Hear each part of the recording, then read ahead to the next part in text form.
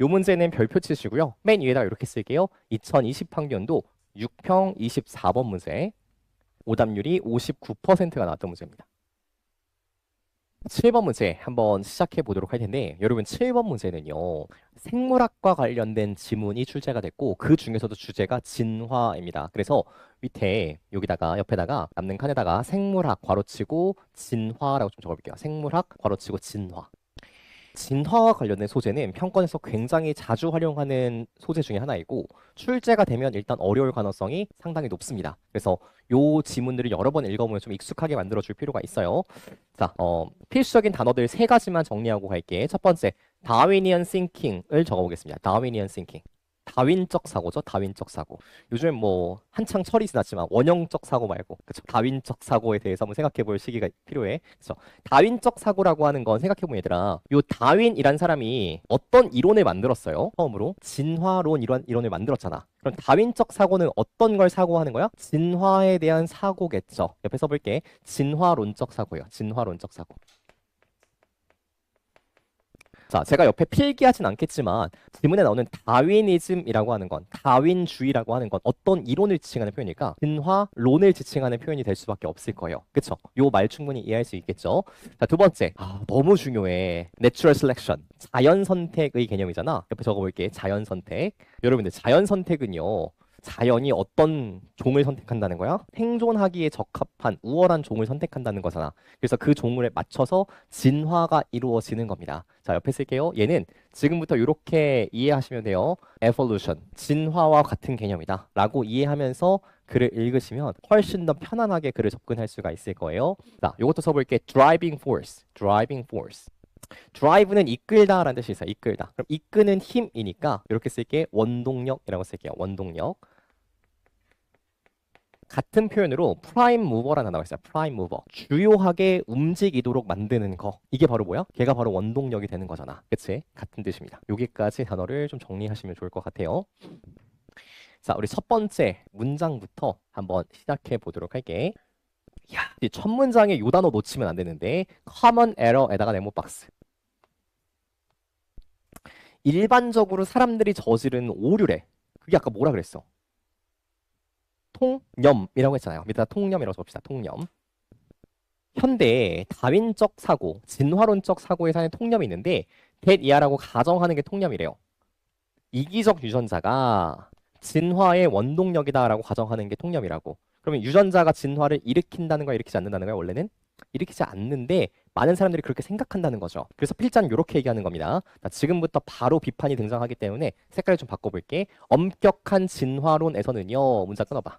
엄격한 진화론에 따르자면 실제적으로 진화의 원동력이라고 하는 건 뭐냐면 유전자가 아니라 환경적 위협입니다. 얘가 핵심.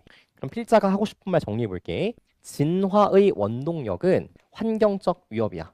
즉 환경적 위협에 의해서 이게 있어야 진화라고 하는 것이 일어날 수 있다 라고 얘기를 하는 거죠. 유전자 아니야. 환경이 위협을 줘야 진화가 발생을 하는 거야. 괜찮지? 자, 가볼게. In the absence of threat. 위협이 없어요. 그럼 진화가 있을까 없을까? 당연히 없겠죠. 진화는 변화를 거부하게 될 거라고. 같은 말이지. It is unbiological. 이렇게 설명하는 것은 옳지 못해. 어떻게 설명하는 거? 야, 행동이 바뀌었네? 그거 유전자 때문이야. 라고 설명하는 건 옳지 못하다고. 또는 행동의 변화는 무로부터의 출현이다. 무라고 하는 아무것도 없는 상태로부터 행동의 변화가 나타났다. 라고 설명하는 건 옳다, 옳지 못하다. 옳지 못해요. 이러한 변화가 나타나려면 뭐가 반드시 필요해? 환경적 위협이 반드시 필요해. 라는 내용이야. 진화 심리학자들은 확실하게 알아. 왜 두뇌가 진화했는지. 땡땡이라고 하면 설명해주고 있죠. 자, A라는 사람과 B라는 사람이 지적하길 두뇌는 오직 움직이는 동물들에서만 발견해야 돼요. 식물의 두뇌 있어 없어? 없죠. 동물들에게서만 두뇌가 발견되잖아. 두뇌라고 하는 건 행동적 기관이고요.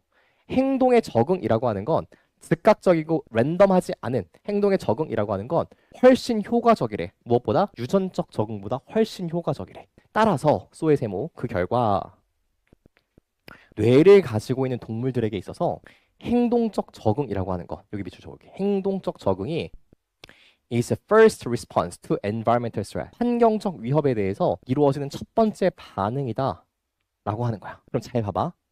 환경이 위협을 딱 가했어요. 그럼 뭐부터 변해 일단? 행동부터 바뀌어. 그치? 너희들 뒤에 어떤 사람이 총을 들고 1시간 안에 단어 100개 못 외우면 죽여버린다 라고 했어요. 그러면 일단 행동해 안 해? 일단 행동부터 하죠. 근데 계속 그렇게 외우다 보면 내가 똑똑해져 안 똑똑해져? 똑똑해지는 일이 아니야? 똑똑해지는 일이 벌어질 거라고. 그쵸? 잘 봐봐. 행동이 먼저 바뀌어. 만약에 그 행동이 성공적이야. 그러면 새로운 행동에 대한 유전적인 적응이 뭐 할 거야? will follow. 따라올 거야 라고 필자가 얘기를 한다는 겁니다. 그럼 잘 봐봐. 최종 정리할게. 환경적 위협이 주어지면 진화라는 놈이 발생을 하는데 이 진화는 뭐가 먼저? 행동이 먼저. 유전자가 나중인 겁니다. 그쵸? 행동이 먼저, 유전자가 나중이야. 그래서 필자가 마지막에 이런 얘기하고 있는 거예요. 잘 봐봐. 동물들은 이 carnivore teeth라고 하는 건 육식용 치아겠죠. 이 육식용 치아를 만든 후에 고기 먹는 게 좋겠구나라고 생각하지 않는다고. 이건 반대라고. 고기를 먼저 먹어요. 뭉툭한 치아를 가지고. 그러다 보니까 송곳니가 만들어지게 되는 거라고요.